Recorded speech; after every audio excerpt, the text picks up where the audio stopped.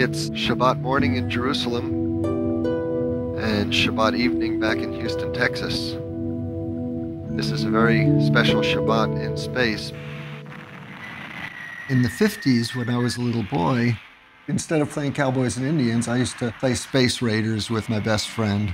Actually, when I became an astronaut, he came to my first launch and he said he couldn't believe that the little boy that he had played Space Rangers with is now going up into space. We astronauts are human beings, and when we travel, like all explorers, we bring with us parts of our culture, our history, our traditions. When people ask what was the most significant thing that I felt I ever did, I would always say repairing the Hubble Space Telescope. I mean, Judaism has the tradition of tikkun olam, to repair the world. Without our care and attention, things deteriorate, and to fix them is an important mitzvah. This is a special Torah, but I think a lot of people don't appreciate what it went through. It was sitting, along with me, of course, on top of 4.5 million pounds of high explosive. And then you light the fuse. About a minute into the flight, you break the sound barrier going straight up. And then after 2 minutes, the Torah and I were now in orbit.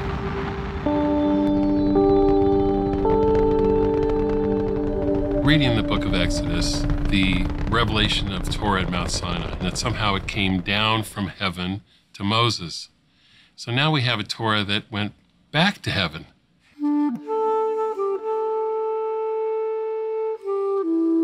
There's this beautiful concept, Torah min hashamayim, Torah from heaven. The full phrase is Torah from heaven as refracted through generations.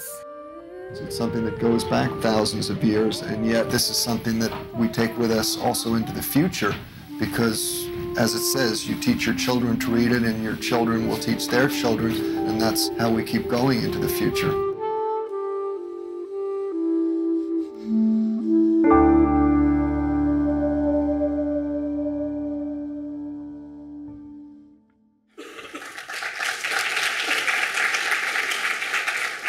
Good evening, Dr. Jeffrey Hoffman, MIT professor, NASA astronaut, MOXIE, deputy principal, investigator.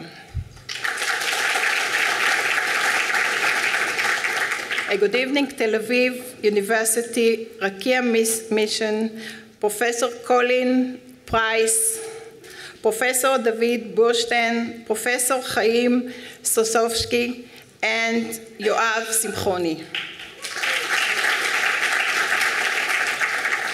Thank you for accepting our invitation to participate in this unique event. My name is Sigalit Ben Hayoun, and I am the head of Tel Aviv University Alumni Organization.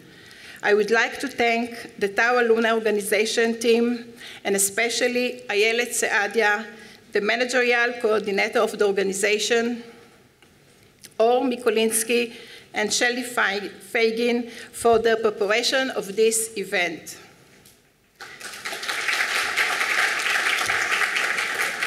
Thank you to Bosmat Shalom Tuchin, Education and Community Advisor at Israel Space Agency.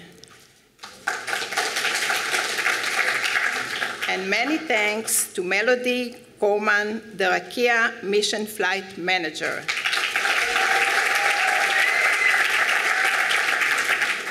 Thank you, all our partners. Please, I would like to attract your attention to our LinkedIn page. Please follow it. Thank you.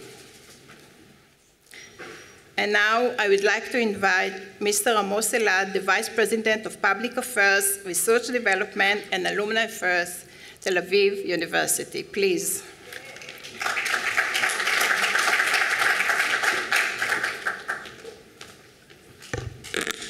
Thank you, Sigalit.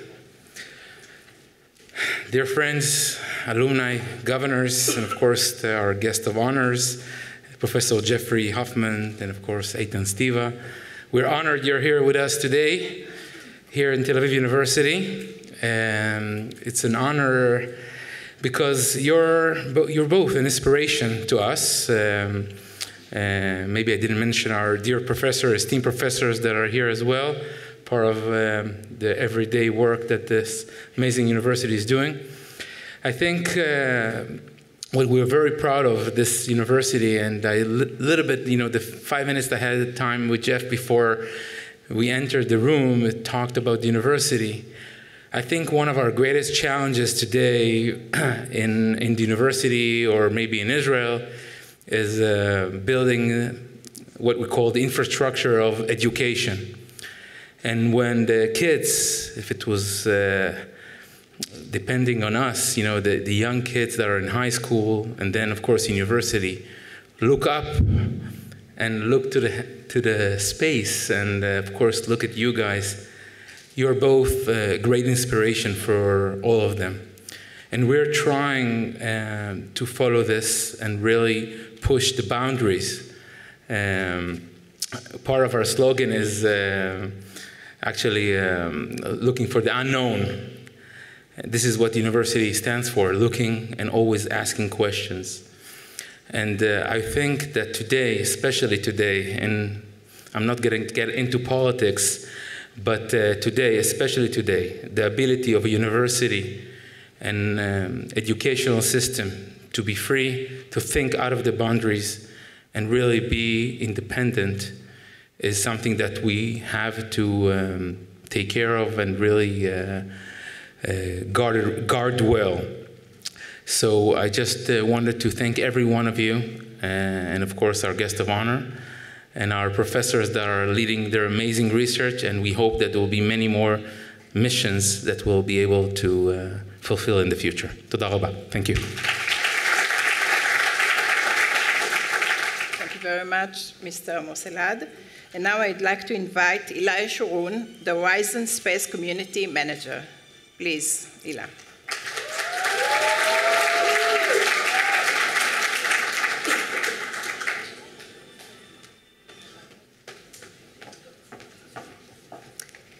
Dear Dr. Jeff Hoffman, Eytan Stibbe, presenters, and attendees, my name is Hila Yeshurun, and I am honored to speak as the manager of the Horizon community of the Israeli Space Agency. Horizon is a group of 250 educators and space leaders spread across the country from Metula to Elad. Our community is made up to teachers, space industry professionals, researchers, and those who care about space education. Our goal is to promote space education in Israel, and we do that in several ways. First, we build connection between our members who come together once a month, share knowledge and ideas. We meet in different locations across the country and create an ecosystem in the field of space.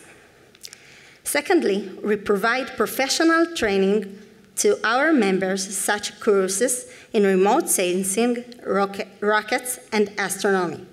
We believe that being knowledgeable and confident is a key to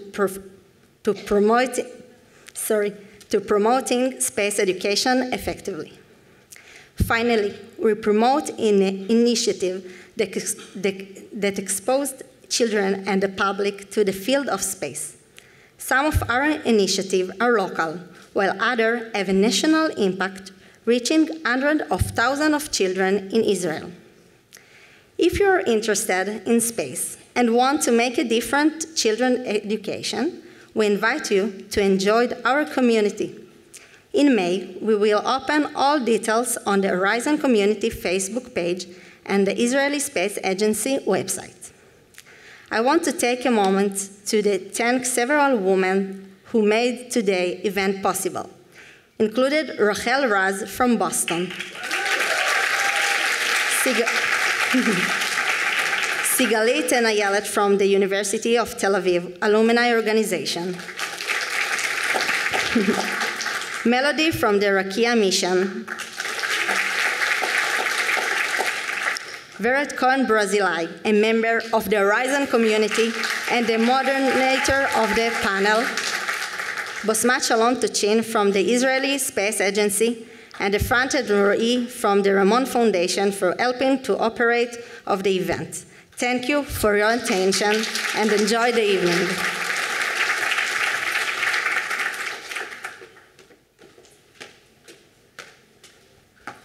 Thank you, Hila Yeshurun. And now I'd like to invite Rachel Raz, founder, executive producer, Educator. Please.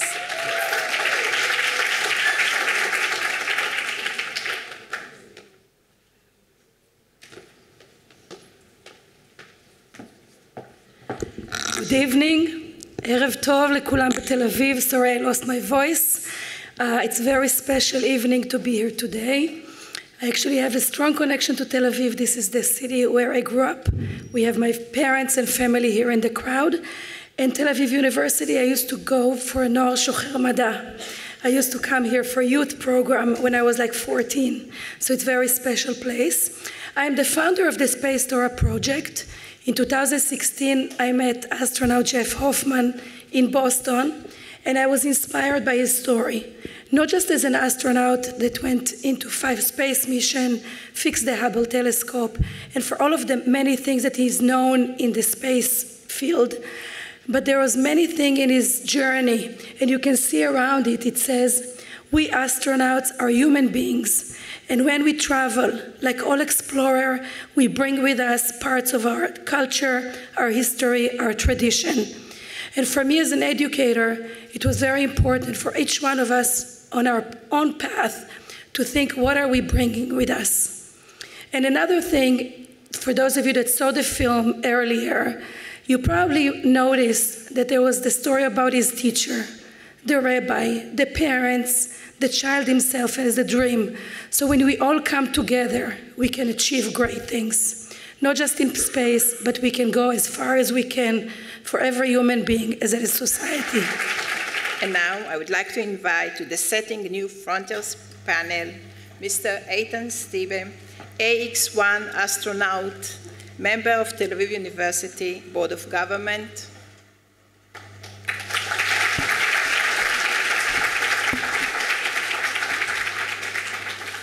Dr. Jeffrey Hoffman, MIT professor, NASA astronaut, MOXIE, deputy principal investigator, and the moderator, Vered Cohen Barzilay, CEO, Out of the Box, and Horizon Space Community member and alumna of the Faculty of Social Science, Tel Aviv University. Please.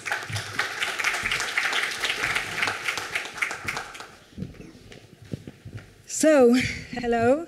Thank you everyone for coming. Thank you, Jeff, for coming to Israel. And thank you, Eytan, for being with us today.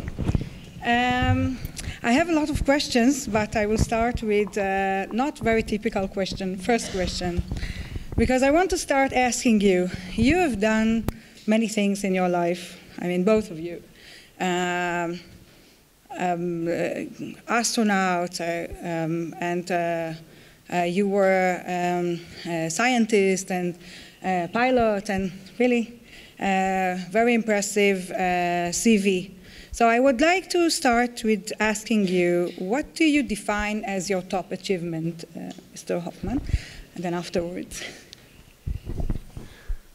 The problem is, I've had 4 careers. I started life professionally as an astrophysicist and was on my way, I think, to a successful career. We discovered and understood neutron star bursts, thermonuclear explosions on neutron stars, and you know, that led to many publications. And then, of course, I became an astronaut, and certainly the height of that, as you heard in the film, was both as an astronomer and an astronaut. To put my own 2 hands on the Hubble Space Telescope certainly was the thrill of a lifetime.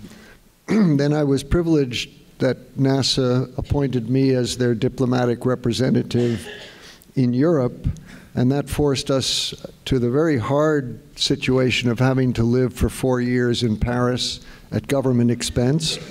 But then finally, to be able to come to MIT, where I started my professional career, and I've been there since 2001, and to work with all the incredibly intelligent students and inspire them and help them go on to their careers. Some of them have started startup companies, they've done great research. Very hard to pick one thing, but I'm always happy to go with Hubble. You can't go wrong. Everybody knew about the Hubble Space Telescope. It was such a disaster. I'll just relate one thing that happened while our crew was training at the Goddard Space Flight Center. We were called back to NASA headquarters to meet with Dan Golden, who at the time was the head of NASA. And he told us, quite frankly, he said, no pressure, but I want you all to realize that the future of NASA's human spaceflight program depends on the success of your mission. And we did it. And so NASA survived.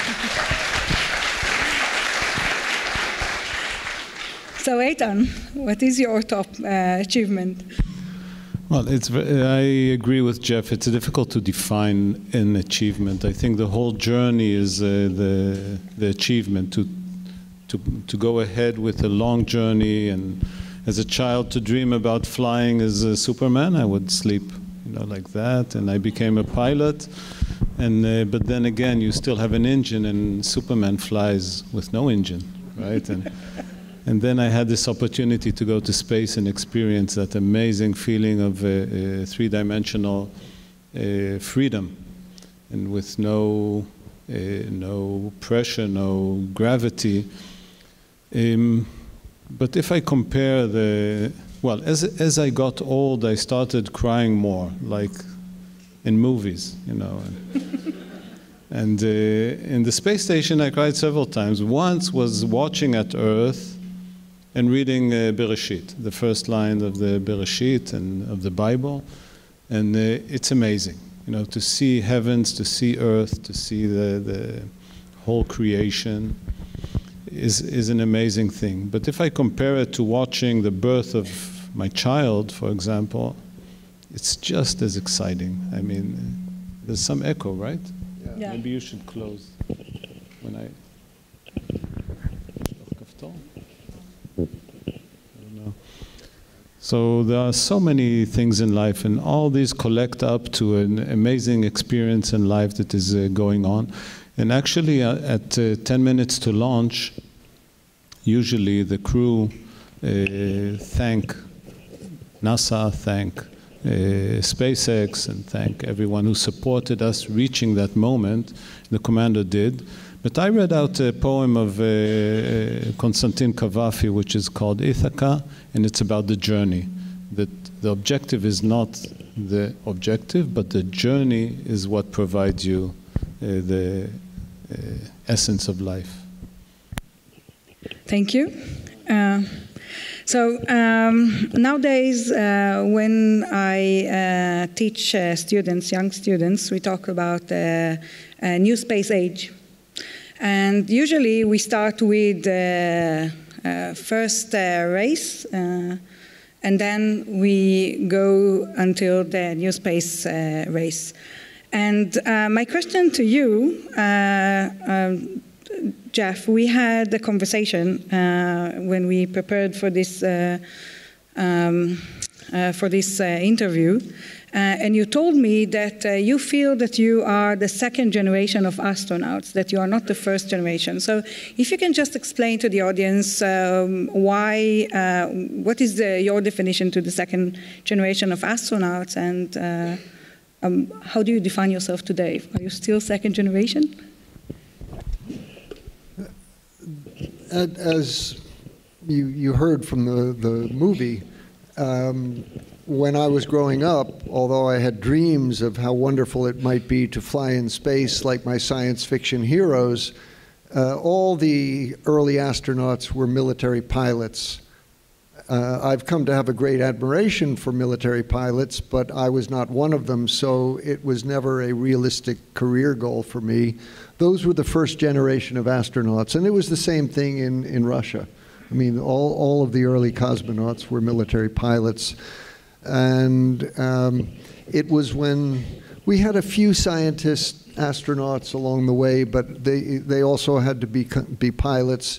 And it was really when the space shuttle came along that non-pilots like myself, with a background in science, engineering, medical doctors, could be fully qualified astronauts and participate and make useful contributions to the missions. And that's what I call the second generation. And then the third generation, the people like Eytan, who have become part of the new space age, the commercial space age. And I should say, people often ask me, how did I feel about, commercial activities coming into space? Did this somehow change people's perception of what it meant to be an astronaut? And frankly, I've always been very enthusiastic, because when you look at all the innovation that has come out of commercial, all these different companies, in the beginning, NASA had a hard time accepting that, other people could really figure out how to fly safely in space. But I'm glad to say that NASA has finally accepted that, and in fact, by working with SpaceX and other commercial companies, really has been able to accomplish a lot for a lot less money than they could have done on their own, and it's been done safely. So we have these generations of astronauts, and who knows what the fourth will be, but that's something for the future. You're taking all my questions. Yes, so Eytan, you're the third generation. So can you try to define what do you feel, now that you experience it, you are actually a real astronaut, third generation of astronauts. What is this, and what do you think will be the fourth generation of the astronauts? So first of all, I'm jealous of Jeff. He was 5 times in space, and he did 4 spacewalks. And if you'd offer me to go on a space mission now and have a spacewalk, I would go now. I would leave you here and go. And so would I, by the way. Don't tell my wife. Barbara. So I grew up at the age of 11. I saw the first man walking on the moon, and I watched, admiring the astronauts. And the big difference in when we speak about third generation, as you called it, it's actually the difference of what you do in space, how you plan. Because when Jeff went to space, he had a space agency. In his case, it was NASA. In other cases, it would be ESA or JAXA or the Russian Space Agency, who build the workload of the astronaut. They plan everything for him. And he goes, he performs, and we shared some of our experience of doing, for example, science for scientists, and it was fun doing your science here with a pipette and wells and for 10 minutes, but then I didn't know that it would take 4 hours in space, and twice. That's your fault. Where are you guys? So what we did, I built my own space mission. I could choose what I do, and that's a big difference. I could do nothing, or I could invite the whole public, children, artists to go to space with me and take part in the mission. That was the essential difference. So I could, for example, one of the artworks was similar to what Marina Abramovich did, is sit in front of an audience or someone and do nothing in a museum. So Ahad Pishov, an Israeli artist, he asked me, please take a film of yourself doing nothing in space. And I told him, NASA sell 1 astronaut hour at $130,000, right, more or less. You understand that? So anyway, we did that. I couldn't stay 1 hour because there was too much going on. I stayed for 30 minutes, but the experience is amazing. because it's difficult to sit down and do nothing and stay in one place. So I had to time myself. So all the concept of building your own mission and choosing what you want to do with the time and space is new.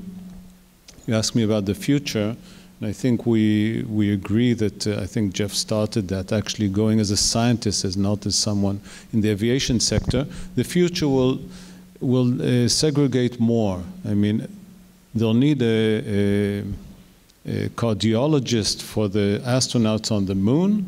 They'll take the best, train him for 6 months, and send him to the moon. It won't be a career astronaut. So it will be you'll need a farmer on Mars. They'll train him to travel to Mars and send him over. And because today astronauts, government astronauts are trained to do everything: maintenance, science, education, everything, health care. So that will change. That's my belief in the future. Everyone will have the opportunity to fly to space. It's a question for both of you, but do you think that women will have more opportunities to go to space within the third and fourth generation?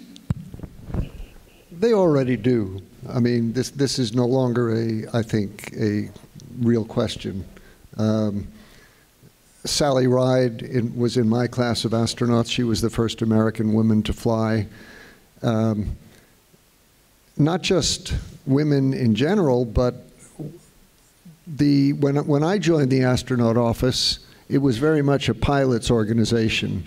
In fact, some of the older pilots kind of didn't really know how to deal with the new women who came in, because they had all come from the military. I'll tell you a little story. When I joined the astronaut office, because it was kind of a military pilots organization, everybody was on last names basis. Yeah, Hoffman, you do this. You know, Stibbe, you do that. These military pilots had never worked with women, and somehow they were not able to look at Sally Ride and say, Ride, you do this. You know, Lucid, you do this. And so within 6 months, everybody in the office was now on first names basis. So it now was Jeff and Sally and Eytan, and that was a big change. And by the time I left the astronaut office, we've actually had, instead of the head of the office being a military pilot, a man, the head of the astronaut office was a female scientist. So things have changed tremendously. There's really no distinction. And the only problem we had was some of the smaller women could not fit into our spacesuits. And that's being corrected for the next generation of spacesuits. So there's going to be no difference. The women can do everything that the men can do. Some of them say they can do it better, but that's another story. Our spacesuit was designed by Marvel. So it's beautiful and comfortable and fits everyone personally. In Rakia, you had many women taking a leading role, and also your daughter was your backup. So how did you feel about it? So the training I had from declaration till launch was 1.5 years, which is very short for building a mission. So I was training as an astronaut. My daughter was training with me as a backup, and we were training at NASA, ESA, JAXA, Japanese, and SpaceX, which is a different vehicle. And then the Rakia team, which was majority very talented ladies, built the mission. So they collected all the proposals from the public and screened them. We had committees, scientific, educational, artistic committees to select and see what is unique to do in space and what is feasible, and select and pass all the procedures of NASA and actually write procedures for the tasks. And just to, in brackets, we're continuing to do that. We don't need an astronaut, an Israeli astronaut, in order to send stuff to space, science, art, anything. We can do it today. And actually, one of the experiments of Tel Aviv University, of Colin, will continue. We started with Ilan 20 years ago. This is taking videos and studying the effects of thunderstorms from the cloud up to the top of the atmosphere. I continued that with better equipment, actually with better cameras and video cameras. And in May, the next AX2 mission will continue this. So any idea that you have, please don't hesitate. Speaking about the fourth generation of astronaut, Jeff, you are now in the head of the MOXIE. It's experiments that you already conduct through the Perseverance that on Mars that managed to produce oxygen, not enough for a human being, but a major breakthrough. Maybe you can explain a little bit about the MOXIE. Sure. You know, if I were to go to Mars, I would like some oxygen to breathe. Now, Mars does have an atmosphere. It's very thin, about 1% the density of the sea level Earth's atmosphere, and it's 95% carbon dioxide. What we are trying to do is to demonstrate a technology that has been developed here on Earth and tested in Mars-like conditions in laboratories here on Earth, of a way to take the carbon dioxide in the Mars atmosphere, split out one of the oxygen atoms, and actually produce oxygen. In order to demonstrate that a critical technology will work in a future human mission, NASA requires not only that you demonstrate it in laboratories on Earth, you have to actually demonstrate it in the real environment where it's supposed to be used, and that means taking it to Mars, and that's what we've done with the MOXIE experiment.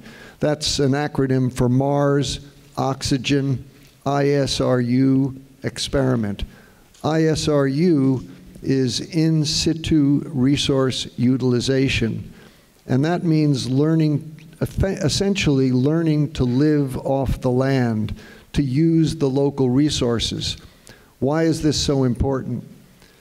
As I said, we want oxygen to breathe, and if I was going to spend the rest of my life on Mars, that's all I need. That's about 800 grams, 900 grams every hour. But if I want to come back to the Earth, many of you, I hope, have seen the movie The Martian. You know, Mark Whitney finally made his way to the rocket, and the rocket takes him up so he can get his ride back to the Earth. What they didn't show you in the movie is where did all that propellant come from to get the rocket off the surface of Mars?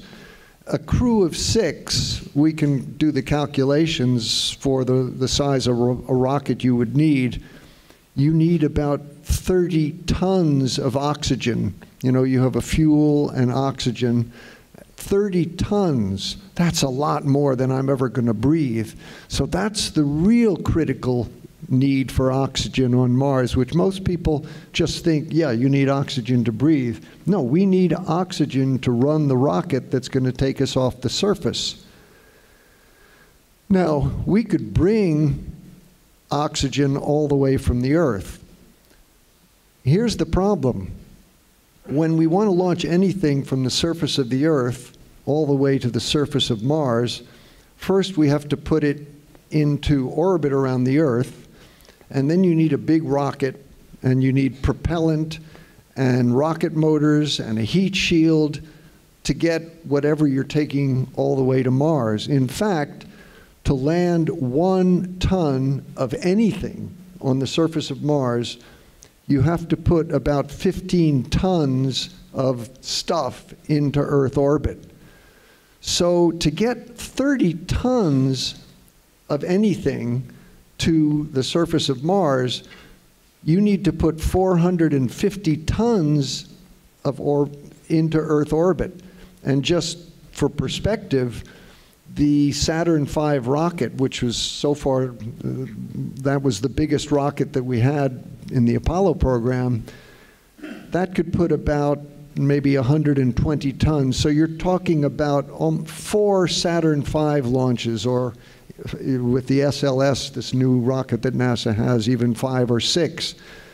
And those are billion-dollar launches every time. So you're talking about a tremendous amount of money. Now, some things that we're going to use on Mars, we have to bring from Earth. Anything that's manufactured, spacesuits, computers, we don't make those things on Mars, at least not yet. But dumb old oxygen? I mean, if you could make those 30 tons of oxygen on the surface of Mars, you've reduced the cost of a Mars expedition tremendously. And that's the hope for the future, that we can actually, by using the local resources on Mars, we can somehow explore Mars more affordably and sustainably. Of course, the amount of oxygen that we produce with MOXIE is maybe 6 to 10 grams every hour, and that's about enough to keep a small dog alive, about the amount of oxygen that a small tree produces. And we can actually only run it for 1 hour at a time because it takes so much electrical energy. But someday, we're going to have a lot more electrical power on Mars, whether it's nuclear reactors or someday fusion reactors. We'll have a lot of electrical power, and we can actually make the several kilograms of oxygen per hour. That's what we're going to need to fuel up the rocket. So MOXIE is a demonstration experiment.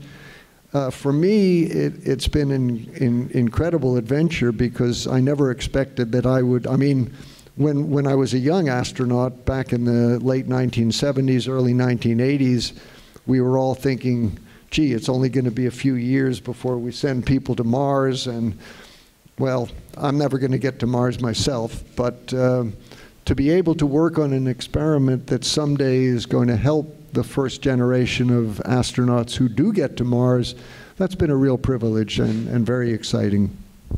Let me just mention that the experiment that he's speaking about is working on Mars, actually. And to really reduce cost, you need the private sector involved. And that's what Elon Musk has proven. He reduced the price of launching to the space station by 2/3. And the same will be in Mars. Now the SLS is a huge, expensive missile. And it's not going to be around for long. Once Elon Musk demonstrates the Starship, which we're all waiting for, that is going to revolutionize spaceflight. And it will significantly reduce the cost, but still, taking 30 tons of oxygen to Mars, no, not when you can make it on Mars itself. And when they find water on Mars, will that solve the problem, improve the chances to? We know that there's a lot of ice on Mars. All the ice we've been able to find so far is at the high latitudes. People are more likely, at least initially, to be working in the equatorial zone because it's not quite so cold. To get water, you actually have to establish a mining operation, dig through the regolith, pull up the ice, melt the ice, purify the water, and then transport it all the way back to where the people are. And someday I'm sure we will be doing that, but that's very complex. Whereas what MOXIE does is to take oxygen out of the Mars atmosphere.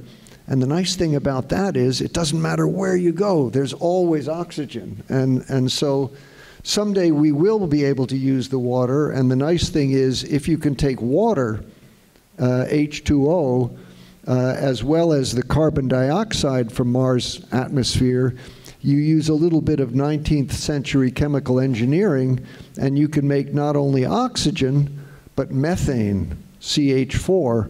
And with methane, you have the rocket fuel, and then with the oxygen, you have the oxygen, the oxidizer, and now you have everything you need to launch your rocket.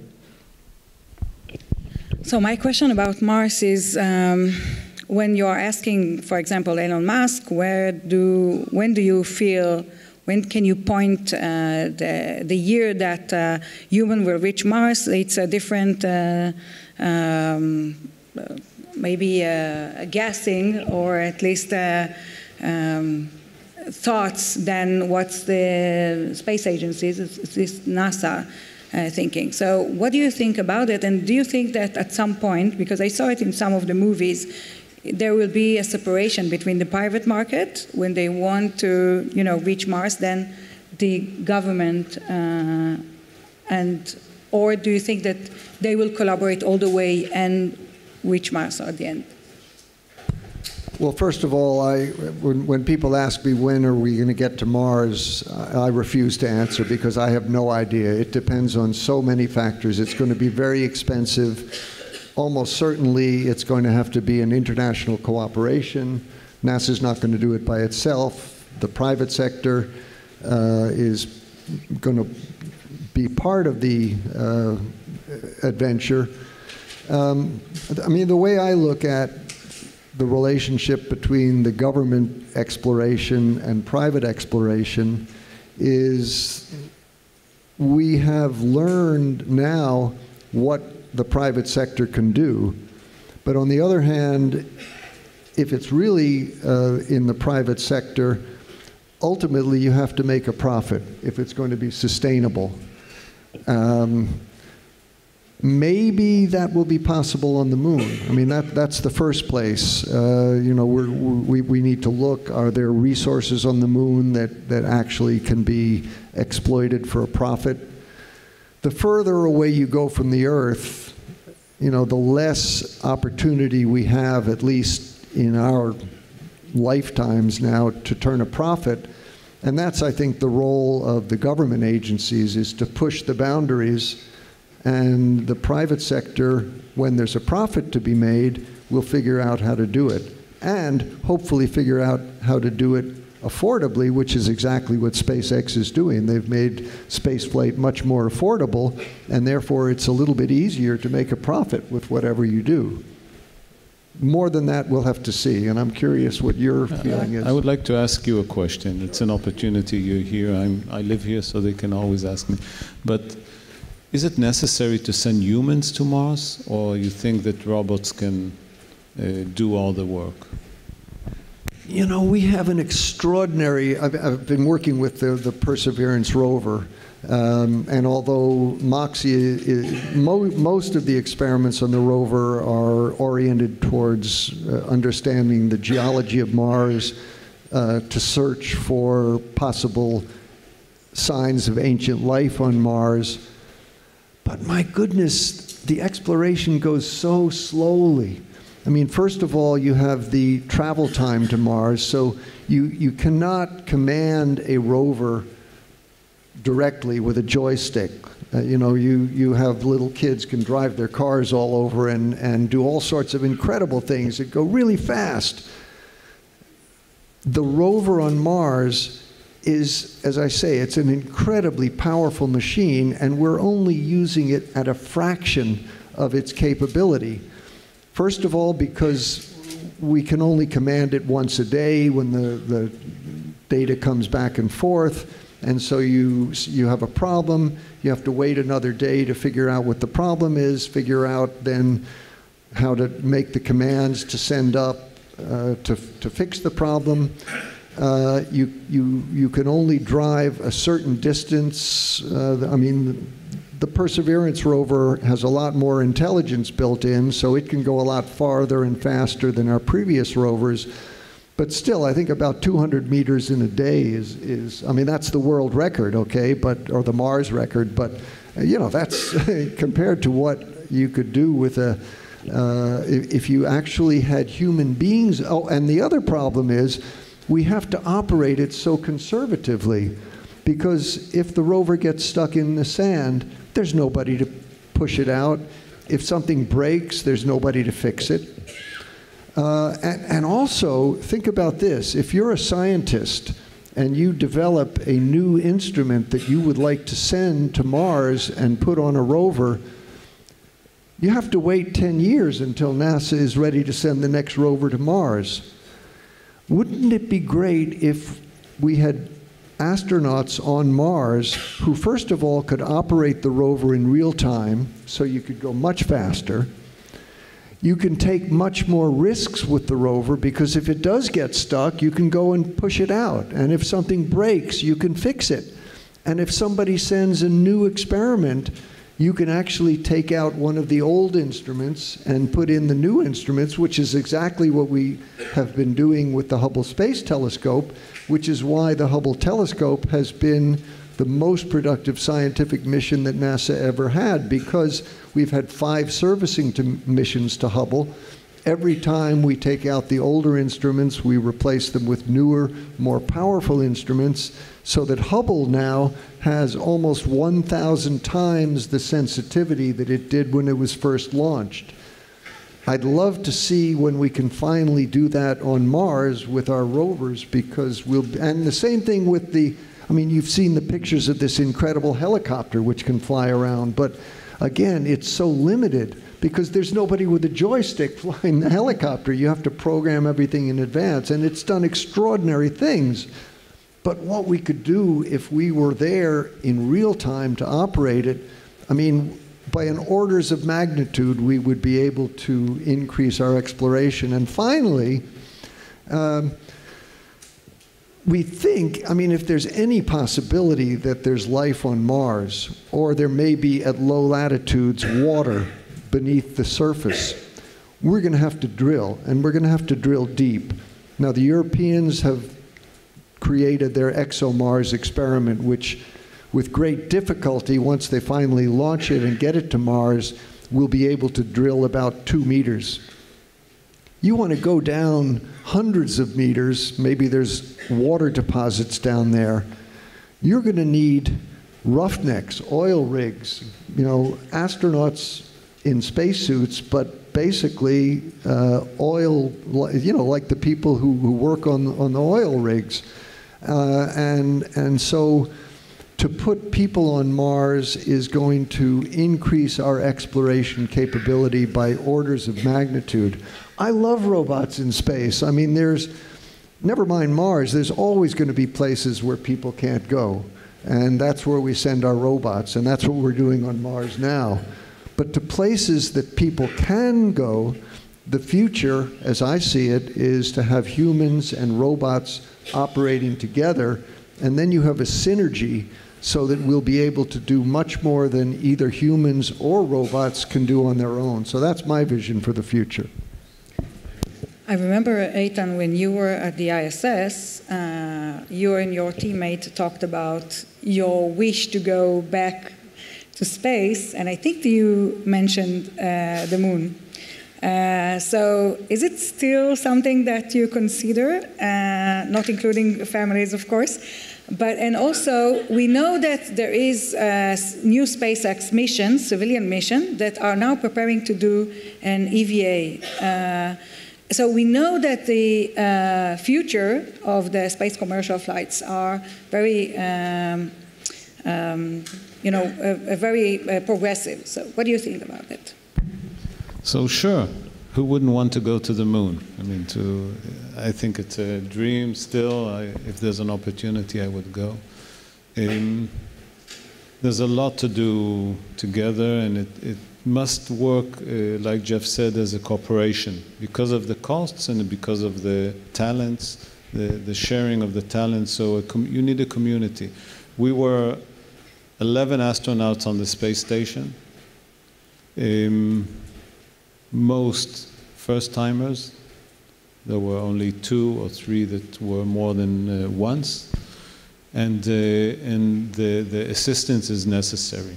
You can't achieve nearly anything, especially if you come on a short-term mission.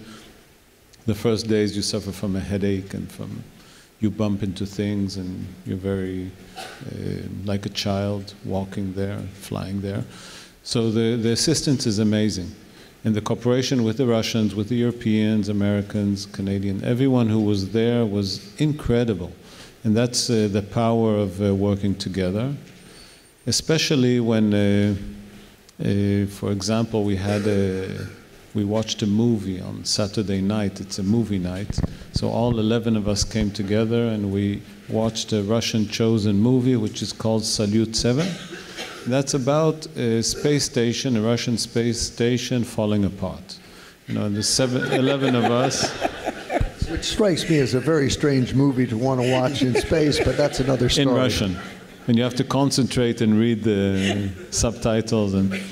But again, it brings you to think about, okay, these 7 people are living in a hostile environment and trying to survive, and they depend on each other completely. The water, the food, everything is working together, and that's so essential. And that's the only way to progress for future missions, is by cooperating and taking advantage of everything that everyone can contribute. Let me add something about the Tel Aviv University experiments. There were several issues about long-term space travel, studies, what happens to the human body, the vision, blood flow, brain waves. For example, I don't know if you know, but there was a complete failure of doing IVF in space, in zero gravity. So can humans multiply in space, on Mars, on the moon? We don't know yet.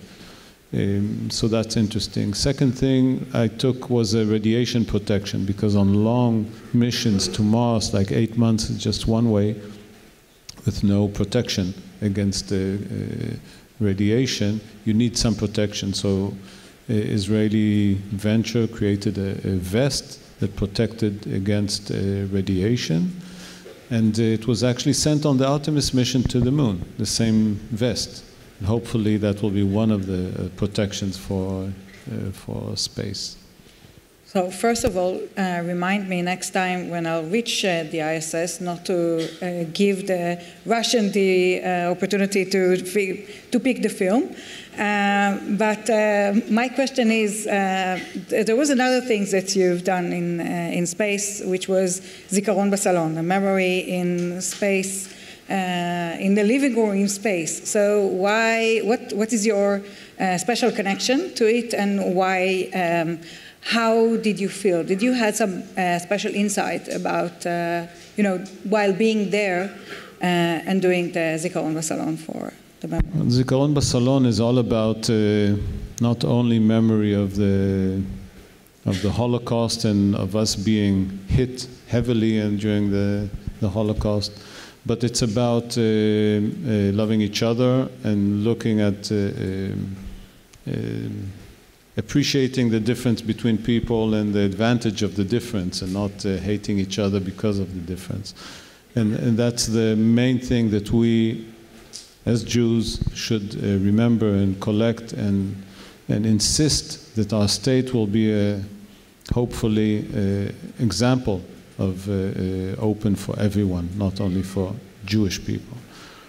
I took with me some threads that my grandmother gave my mother when she was taken to Auschwitz, and my mother was hidden in Holland, and she left her, we call this in space, a personal preference kit of all kinds of items that would help her, some threads, and so I took that with me to space, and then there was an event of Zikaron BaSalon when we were there, so I participated and told the story, and more present people were told their stories, and it was really very emotional.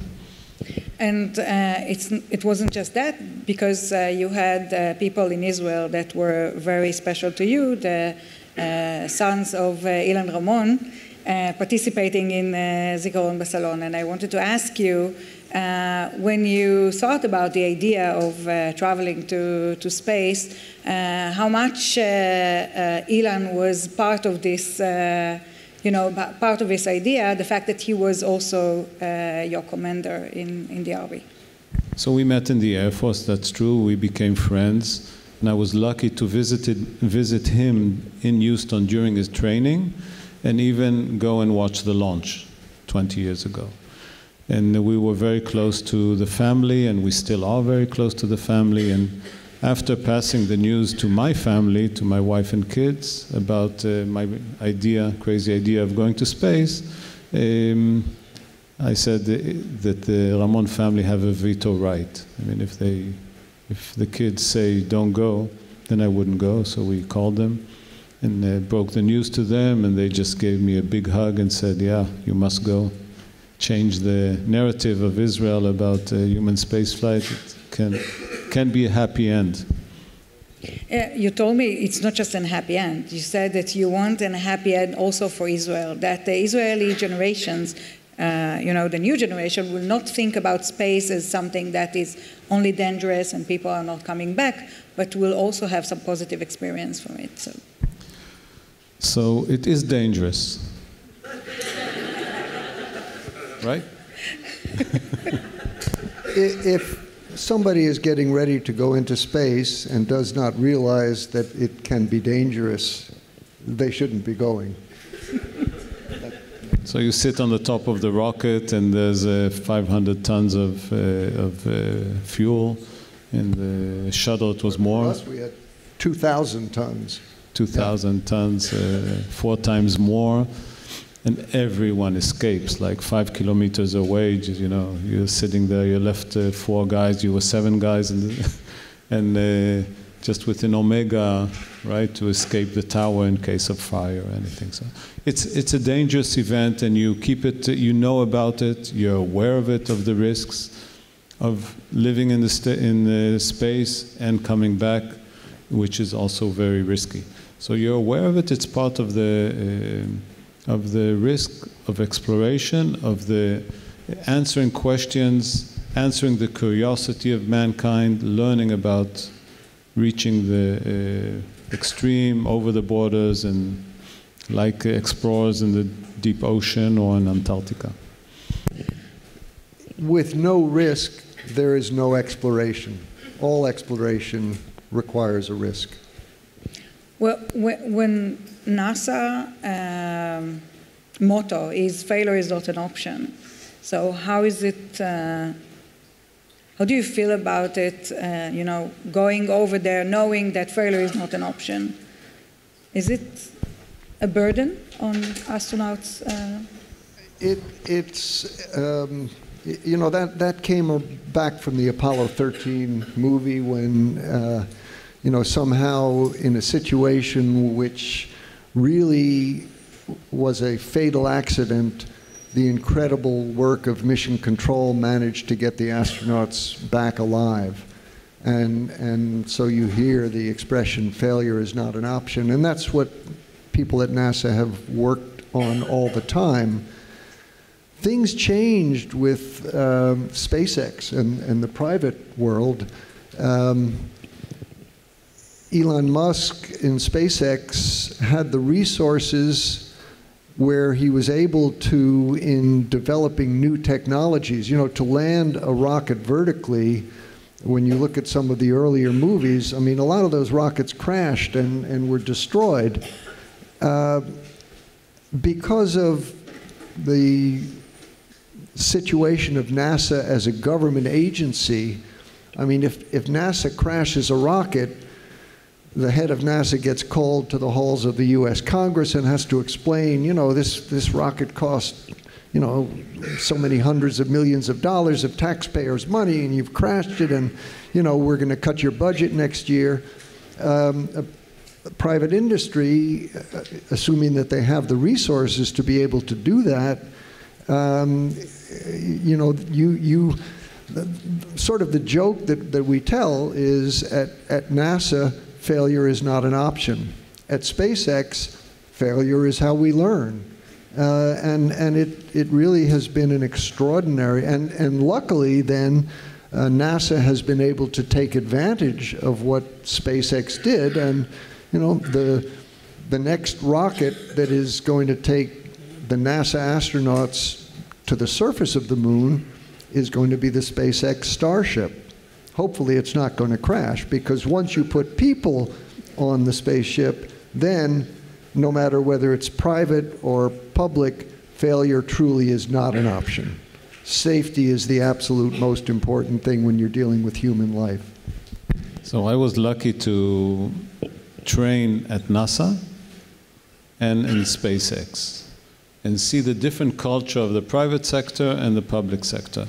So NASA is very conservative, very well established, everything is procedural.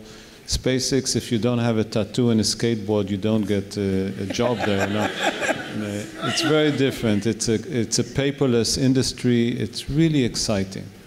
But as an Israeli, I learned to love and appreciate and admire the procedures of NASA, also of SpaceX. But the procedures are essential. And I didn't grow up as a person of procedures. And the procedures are what makes them reach the moon, reach Mars. There's no bypasses. They go through everything. Every change needs to be checked very intensively. And I learned to love it and appreciate it. And then when you work and you're not fully able to work, if you have a headache or you're not in full capacity, if you follow procedures, you achieve success.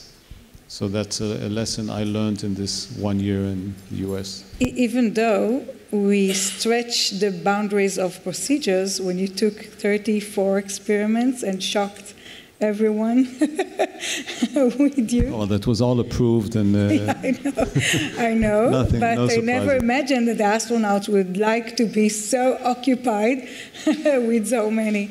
So how was the Israeli spirit that you brought with you to NASA? How was it? So it was very intensive. The plan was every 15 minutes you know what you do, and if you go and you have to go to the toilet or drink something, you miss a mission, which is dramatic. And luckily, I had an extension of 7 days where all the parts that I missed could be completed later.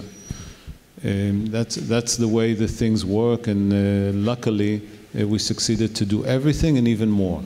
I remember, I think it was Moran that shared about his experiments, and you had to do something, and you had to be very concentrate, on the experiments, and they told you, okay, it's enough, you can go, and you said, no, I'm not leaving until I'm finishing the experiments, and it took you maybe a few hours or something like that. It was 4 hours. 4 hours, yes. So it was much determination.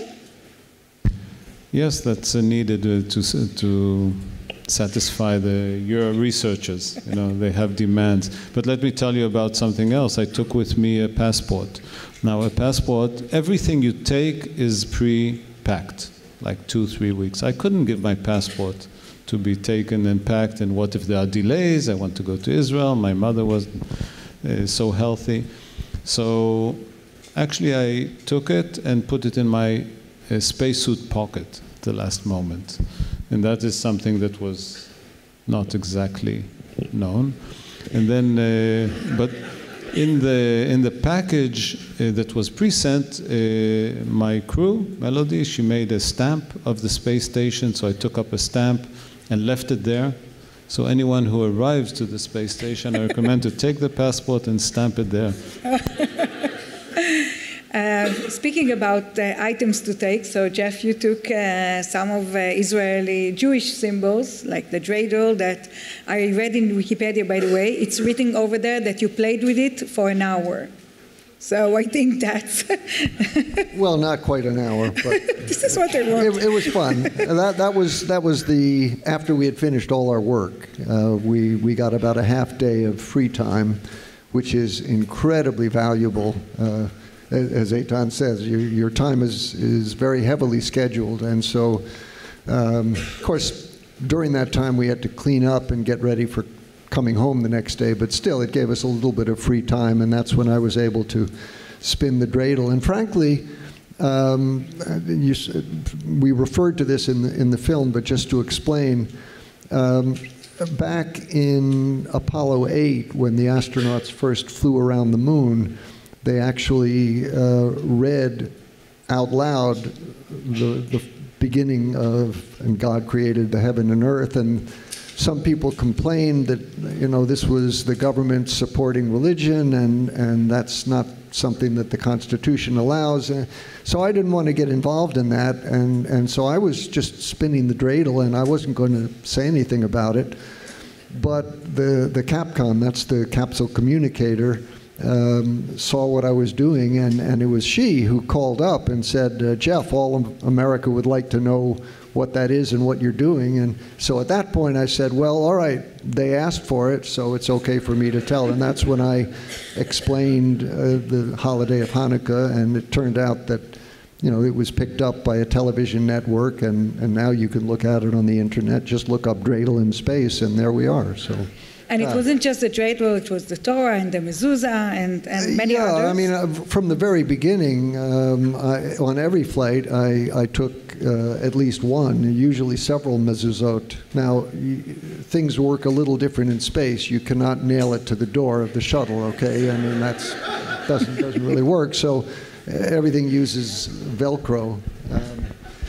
I'll share. Can I share a little story for just a moment about on my last flight? That's the flight where I took the Torah, and I also had a mezuzah.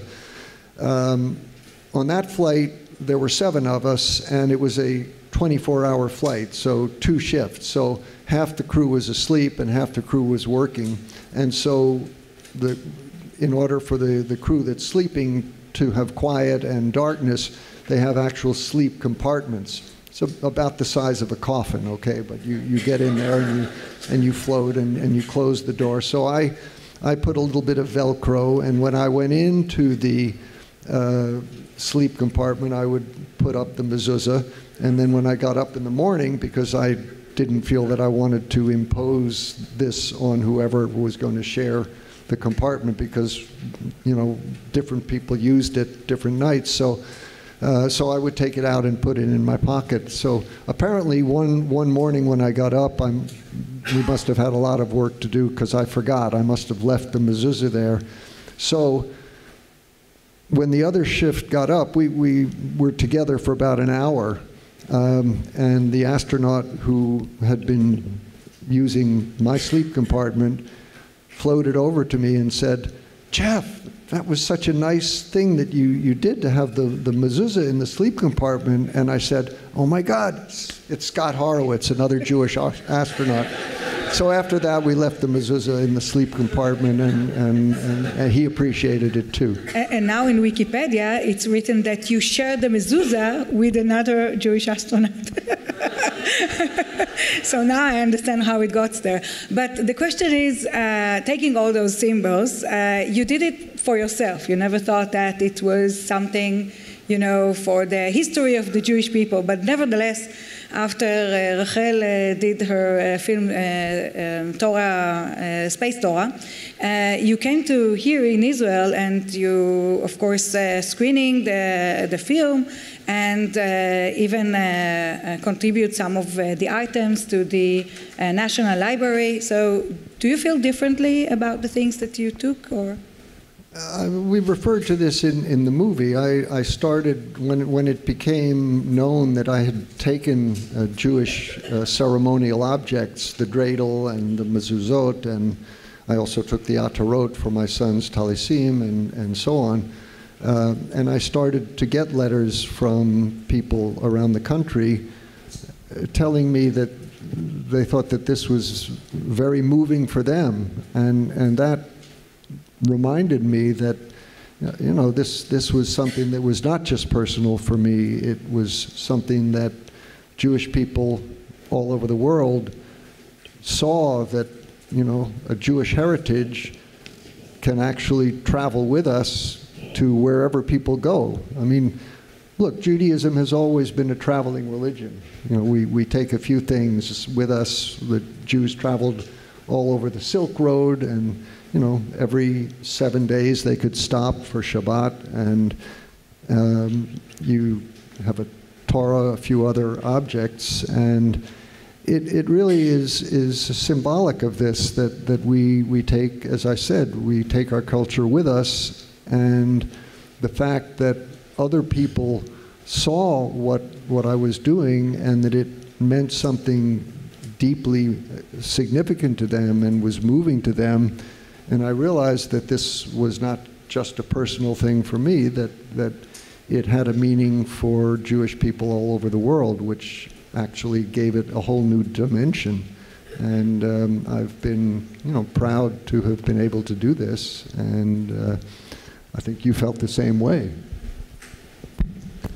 Well, when I was in quarantine, the rabbi of the Space Coast in Florida found out that I was there and that I was going to celebrate Pesach in space. So I said, he called someone, Melody, and asked, can I bring him some matzot and some books and some stuff? And no, you can't. Everything is packed already and you can't take anything. Anyway, I want to bring him something. And so he comes with his car outside our quarantine location, a big box of everything, like books and matzot and everything. So I took a few crumbles of matzah just with me in case. And we celebrated several celebrations in space. We were lucky to have the 12th of April, which is the International Astronauts Day. It was the day that Yuri Gagarin first entered space. We had the Israeli, the Jewish Pesach, and we had the Pascha, the Russian Pascha. And those were always events that remind you of things. During the Pesach, which I did very short in space, I tried to call everyone, but very few answered me because they were all busy. I called. So I took a few items. I took a Bible that was prepared by the Technion on one, not a chip, but it's a piece of gold, and they printed the Bible, the whole Bible on it, 2 millimeters or so.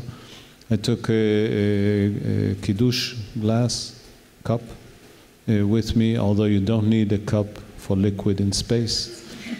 And a few more items that I was given by the family and friends and grandkids. Unfortunately, they don't let us take the wine to put in the Kiddush cup, exactly. But that's another story. But you had no Russians on board, right? Well, that's true, yeah. We didn't have the Russians, you did. Again, that's another story. But my first flight was also during Pesach. And I remember when we were in quarantine, there's a woman who was in charge of all of our food, and I had my matzah, and so I asked her, this is a Jewish holiday, could I take this matzah with me into space? She said, remember, this is in Texas, Southern Baptist country. She had no idea what matzah was, so I gave her a piece, and she sort of looked at it and broke it, and you know what happens. There's crumbs all over the place, and here on Earth, the crumbs fall to the ground. In space, crumbs would just float around, and you can breathe them. She looked at all those crumbs and said, I don't know anything about matzah, but this is not going into space. One of my favorite books is Carl Sagan, Pale Blue Dots. And I thought that maybe it's worth mention before we will, say goodbye from this wonderful panel. Maybe your thoughts, again, we can't be totally disconnected from everything that's happening in Israel and in the world, all the wars and all the negativity between people. So maybe something positive before we will wrap this panel.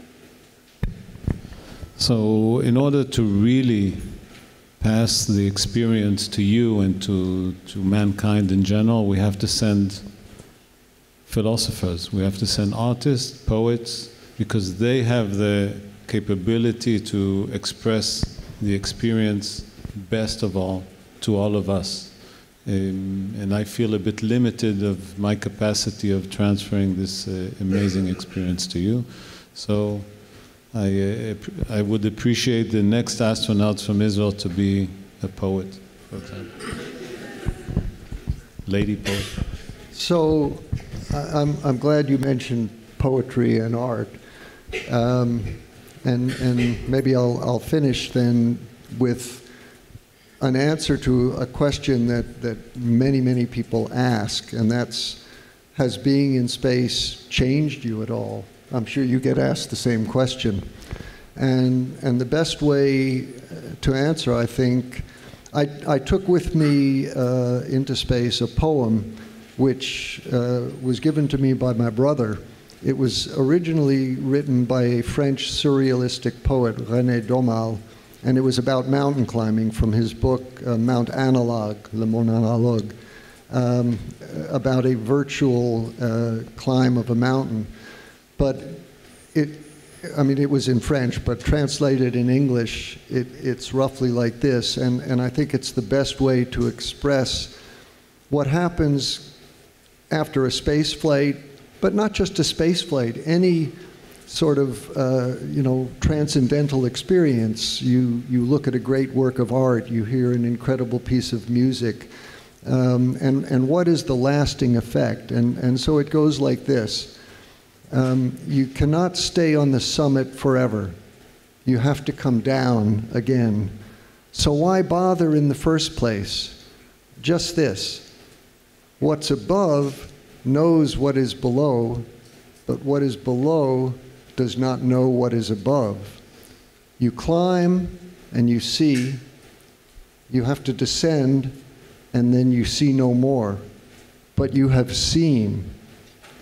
There's an art to conducting yourself in the lower regions by the memory of what you saw when you were above. When you can no longer see, at least you can still know. And that, I think, is the best way of expressing this is an experience which stays with us for the rest of our lives, and it's something that we've been very privileged to have been able to do. And I've always felt it's a responsibility. We've been so privileged to be able to do what we did, and we have a responsibility to share it with other people, because spaceflight is the expansion of human experience, and we're all human beings here. And so, to give people, and especially when we talk with younger people, something to dream about, the expansion of human experience, which is what spaceflight is all about. So it's been a pleasure being able to share it with all of you, and thank you for being such a good audience. Thank you again, astronaut Eytan Stibbe and astronaut Dr. Jeff Hoffman, for this conversation out of this world. Thank you very much.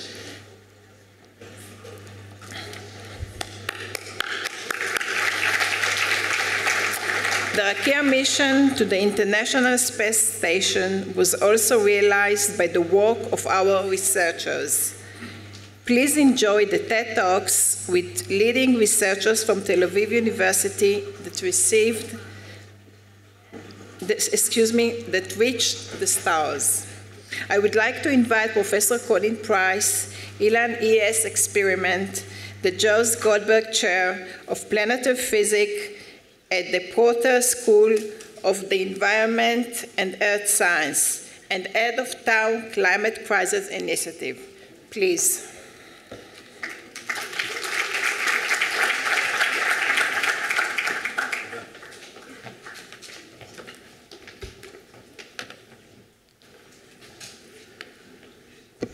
So good evening to everyone. Everyone thought they were going home.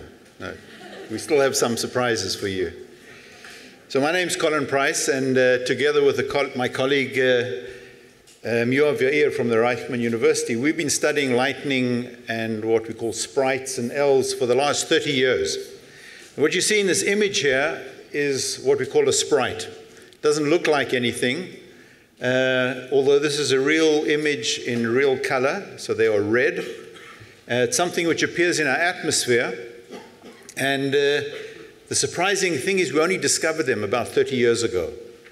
They've existed for billions of years on planet Earth, but we only first imaged them and documented them about 30 years. So this is, first of all, a message to the younger people here in the audience that there's still things to find and discover outside in nature, and the sprites were a big surprise. The reason we hadn't discovered them is that they're very, very short in time. They don't last very long, so if you see one, and you look again, it's gone. You may think you were dreaming. And to test you, let's see if you can see it in this movie. You see it? We'll slow that down and show you at 10% of the speed. And this is a video. Videos are normally, say, 20 frames per second. Only, there it is, one frame of the video, it appears and it's gone. And so again, if you look again, maybe you were dreaming. Here's another one. Look at this guy, which comes up from the ground. You see the trees in the foreground. This is real color, so these are red. And we haven't seen these until, say, 30 years ago. We hadn't detected these, but they exist all the time. And what's even more amazing is that these are huge in size. If we look at the scale, the size, they're 40 kilometers in diameter and maybe 100 kilometers high. And we've missed these until, again, by accident, we discovered them 30 years ago or so. And again, they've existed forever. These don't make a sound, and from what we see here, nothing else is happening, but it turns out that these discharges in the atmosphere are about 100 kilometers, a few hundred kilometers away from the person taking the photograph. So what are these? Well, it turns out the more we looked, we found out that there are many more of these electrical discharges in the upper atmosphere. Some of them we call sprites. Once we had sprites, we started to call others elves and goblins and trolls. There's a whole zoo up there in the upper atmosphere, including these very large discs like a big donut you see on the top we call elves. They're red because of the excitation of the gas in the atmosphere, which is mainly nitrogen. 80% of the air in the room here is nitrogen, another 20% is oxygen. But when you have a large electric fields and you can excite the molecules, it gives off red light, and lower down blue light. And the first thing we found out about these, what we call as a group, transient luminous events, because transient, they're very fast, they're just a split second. Luminous, they give off light. The first thing we found out is that they always occur above thunderstorms. And thunderstorms is the area of my research. And not only do they always occur above thunderstorms, some of them are triggered by the lightning that you'll see in the winter or in the summer coming to the ground. And so basically our scientific research and our questions to Eytan and to his friends and to astronauts is what causes these transient luminous events? What causes these sprites, these gigantic jets you saw in the movie? Why do we see them only over certain thunderstorms, over certain lightning discharges?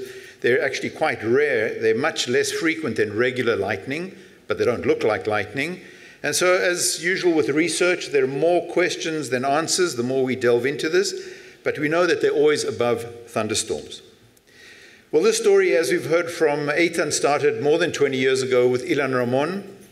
The MADEX experiment also came out of Tel Aviv University with Ilan Ramon, the scientific experiment. And the MADEX experiment was to look at dust storms, to look at how the dust impacts rainfall in clouds. And the instrument that was on the space shuttle, Columbia, was to actually look at dust storms in the daytime, not to use it at nighttime. So we went to the NASA people and we said, we've got this camera up there, it's doing nothing at night. Let's look at these newly discovered phenomenon called sprites above the thunderstorms. And you can see that we succeeded. Here's one of these. You can see the light at the bottom is the lightning. Above it, we can see here basically the sprite. This was in the infrared. We can see another one here. And at the bottom, an elf with a hole in the middle. The hole is actually where the lightning is below this emission of light.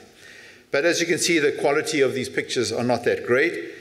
But I should point out, even the tragic ending of the Columbia mission, where all 7 astronauts perished, we luckily got most of our data down in real time, and therefore we managed to publish many different scientific papers out of just this 2-week mission with Ilan Ramon and his colleagues, the other astronauts.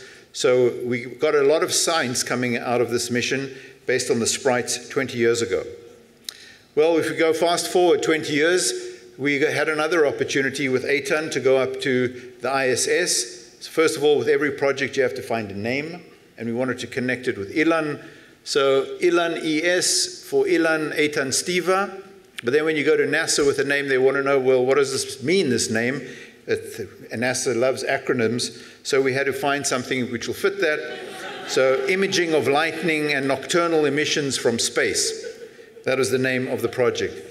The scientific objectives, first to image these different types of transient luminous events from orbit, to try to redo what Ilan Ramon did, but with better equipment, better cameras. Relate the space-based project to ground-based observations of the TLEs to try to understand the parent lightning, the thunderstorms. We also had teams on the ground with cameras, with different instrumentations, lightning networks, radar, to try to understand which of these thunderstorms are actually producing these sprites and other TLEs. We're also interested in the 3D structure of these phenomena. This image you can see here is basically a 2D image, but is it circular in space? What's the volume of these things? And so by measuring and imaging from different areas on the ground, maybe we can get some information about the 3D structure. And we also wanted to observe the lightning activity and the cloud illumination from above, from space, at different angles or different distances. And this is in preparation of a satellite mission that we're preparing between Israel and France, where we're going to have 3 small satellites looking from different angles at the same thunderstorm while they're going around the planet. Will 3D measurements give us some more information about these interesting thunderstorms? And finally, science education. We're a university, so we like to also educate people. And we actually had a program with high schools, 10 high schools in Israel, 4 in Africa, and even 1 in Hong Kong, where we actually bought cameras, small cameras, low-light cameras for the schools to try to image these sprites and TLEs from the ground. So, to succeed in this project is not an easy challenge. The ISS, like a satellite, is going at 8 kilometers per second. It goes around the planet once every 90 minutes. So it's moving fast, and we wanted to try, and Eytan to try to image thunderstorms below, and he has to know where to look. So the first thing we have to do is to try to predict where the thunderstorms are going to be. Not now. We can't just call up Eytan and tell him to look out the window. He needs a plan, as you said, from NASA. They need to know every minute of the day what they're doing. So we have to give a forecast 1 day or 2 days in advance, where the thunderstorm's going to be. The background plot here, you can see this is a forecast for 24 hours, where the thunderstorms are going to be on planet Earth at any time. We can do this, update this every 15, 20 minutes. What we see in color is the height of the clouds. The red shows clouds which are reaching 17, 18 kilometers in the atmosphere. The deeper the clouds, the more likely they'll have lightning and sprites. You can see this box showing around Australia. This is our forecast, and on the left you can see what actually happened in reality when the forecast matched the observations. You can see Australia over here, and all of the dark reds are where we have the most intense thunderstorms, and there's a reasonable match between the two. That's one thing we have to solve, is telling the astronauts where the thunderstorms are. The second thing is we have to know where the space shuttle, where the ISS is going to be tomorrow at noon or in 2 days' time. So we use this STK software which shows the orbit of the ISS. Obviously, we can only look for these sprites at nighttime, so we can only use half of the orbit. And these yellow circles, dotted circle, is the field of view of the astronaut, because we're living on a sphere, so you can only see maybe out to 2,000 kilometers from where you are at 400 kilometers altitude. And so every day we would prepare this table.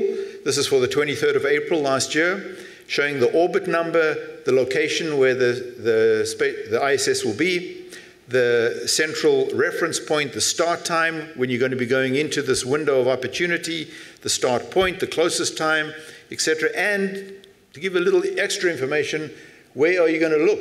Are you going to look on the starboard side, on the port side, nadir, looking straight down, to try to find these thunderstorms and target these sprites? The instrumentation is basically a camera which is on board the ISS, the Nikon D6, which is in video mode, 60 frames per second, and as you can see, Eytan and the other astronauts can go into the cupola, this little capsule here, which has many windows. You can look in different directions. The camera is held by hand, so there's no tripod, so this is also a little bit unsteady.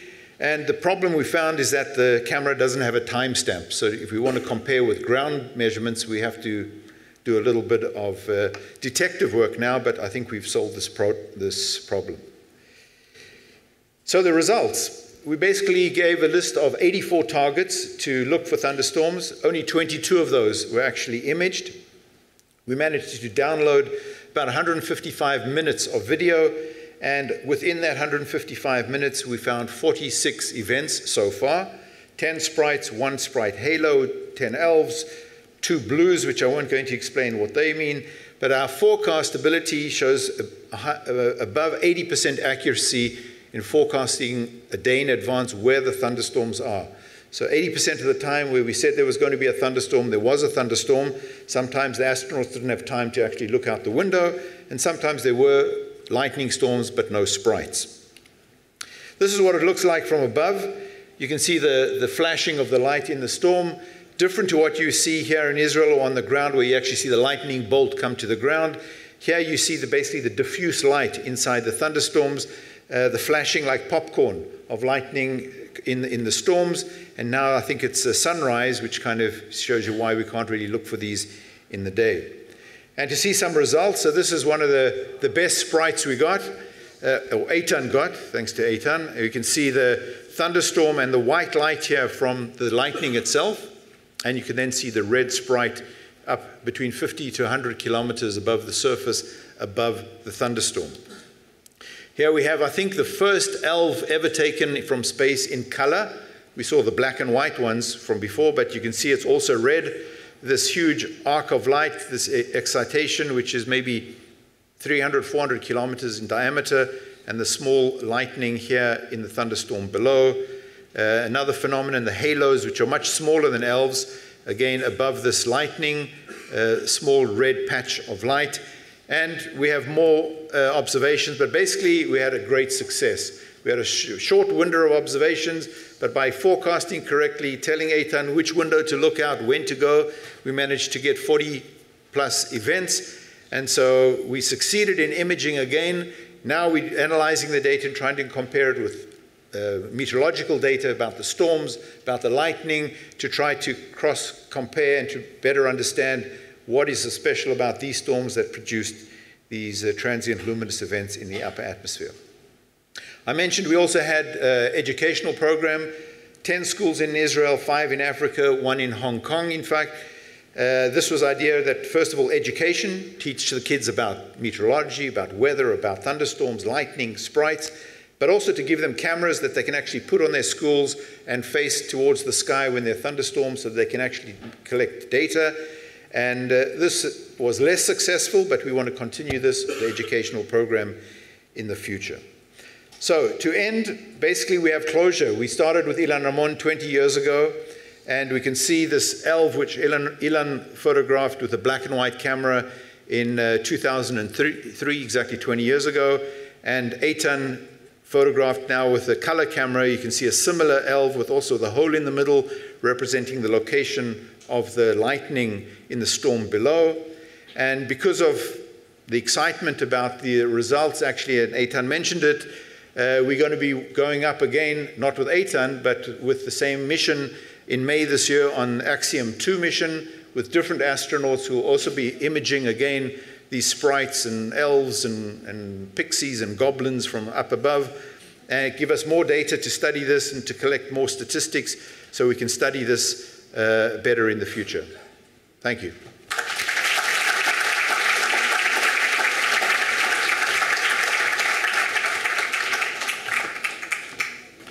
Thank you, Colin. Thank you very much. And now I would like to invite Professor David Burstein, CRISPR Experiments, Assistant Professor at the Shmunis School of Biomedicine and Cancer Research at the Faculty of Life Science, Tel Aviv University. Please.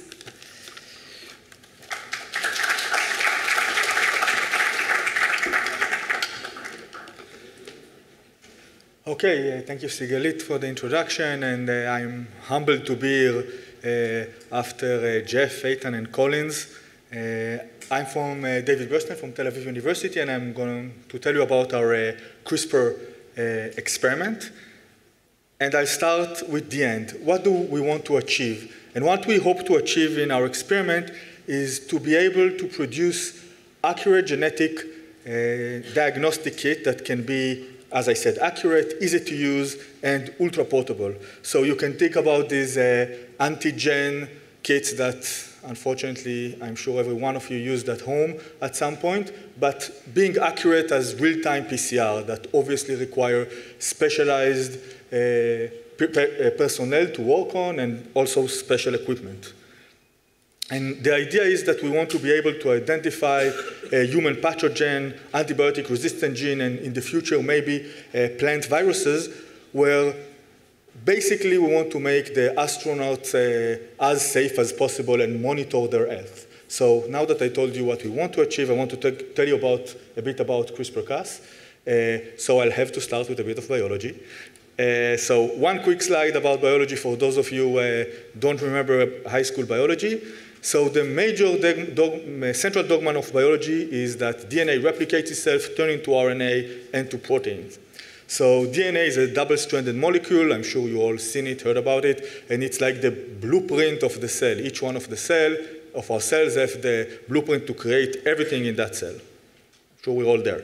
RNA is a single-stranded molecule, which is very similar to the DNA. You can think about it as taking a photocopy of one specific machine of that blueprint, and this is translated into protein that is the machine itself, that does the function in the cell. That's all the background in biology. And now let's talk about CRISPR and how it works. So CRISPR-Cas systems, which I can tell by some of the smile that many of you heard of, is in fact a microbial immune system. So this system, in fact, exists in microbes, in bacteria, for millions of years, for billions of years, to protect them from viruses. So what you can see here is an illustration of the big thing there is a bacteria, and the green little aliens attaching to it are viruses or bacteriophage, which mean predators of bacteria, that attach to it and inject their DNA to the bacteria, which will end up by killing the bacteria and produce more of these viruses. So CRISPR-Cas is a mean of the bacteria to protect itself from these viruses. It has two components. One is the CRISPR array, which is the memory module of the system, and the other is the associated protein, Cas protein, CRISPR-associated proteins. So how does it work?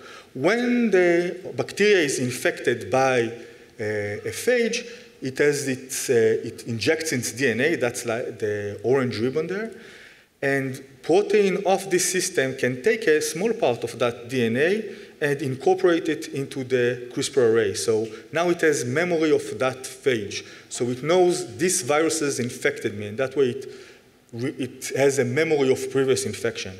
And if it gets infected again, then this array is transcribed to RNA, and there are proteins of the system that binds to little pieces of the CRISPR array that represent each one of them a previous infection.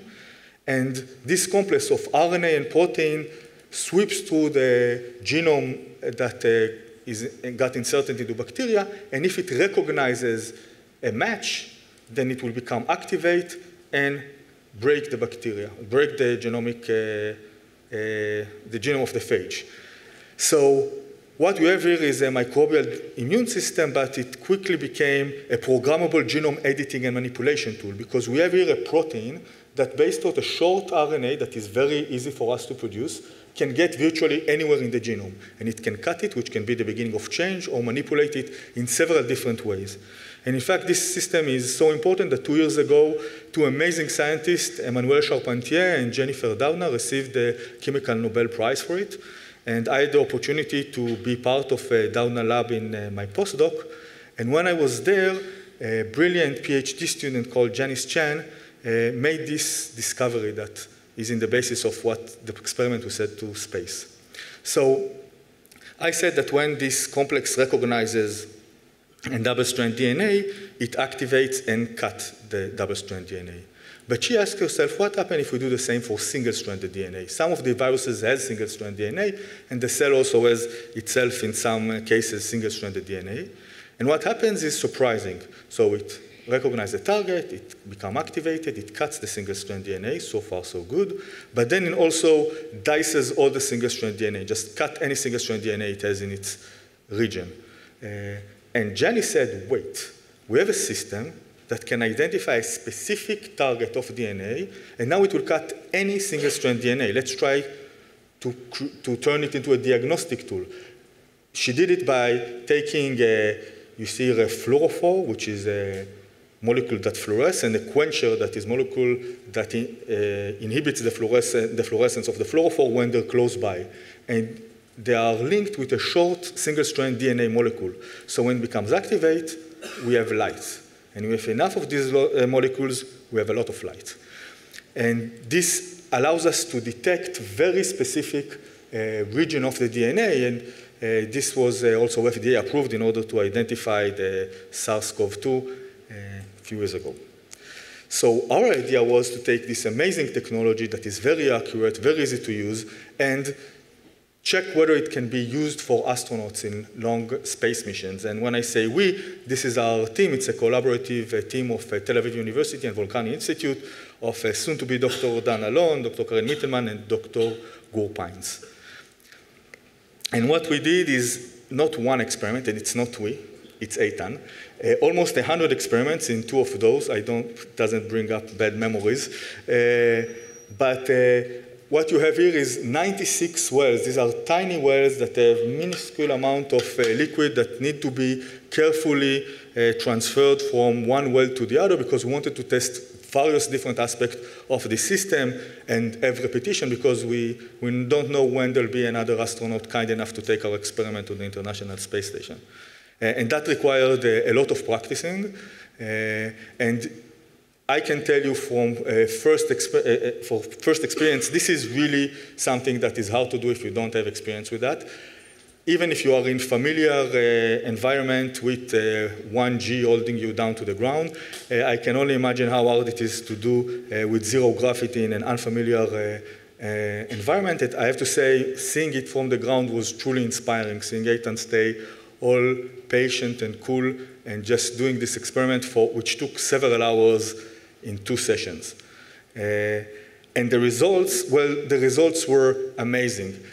I'm showing you one of the results here. You can see in in light blue the results of Eytan's experiment in the International Space Station. In orange, an experiment that was replicating exactly what he did a week later, and they seem basically the same. And we were able to identify attomolar concentration of molecules, which means it's like 8 molecules of DNA in a microliter. So if there's DNA there, we are able to detect it even in microgravity with all the challenges that we had. So we hope that this indeed will serve in the future as a basis for detection, accurate, easy to use, and ultra-portable detection of various genetic targets that are relevant for the astronauts' health. And I want to finish up by 2 things that making this presentation made me think about. One of them is the importance of basic science, because these 2 Nobel laureates, they are not clinicians, they are not genetic researchers. One of them is a microbiologist and the other is a biochemist, and they just try to really understand how this microbial immune system works. And it led them to arguably one of the most important biological discoveries in the century yet. So basic science is important. And the other part is dreaming big. Working with Eytan and everybody in the Rakia Mission, they kept telling us, no dream is too big, bring it on, any challenge you had, we can deal with it. And I have to say, this is really somewhat intoxicating, and it's something we took along with us to the lab. And now when we have a challenge that seems really hard, we say, well, we sent this experiment to space. I mean, how hard it can be, whatever it is. So we really appreciate this. And I want to thank everyone that was involved, especially all the people in the Rakia Mission, and of course, Eytan Stibbe for choosing and taking us with you, and Dr. Eliran Ramon that made everything possible beforehand. And thank you for your attention.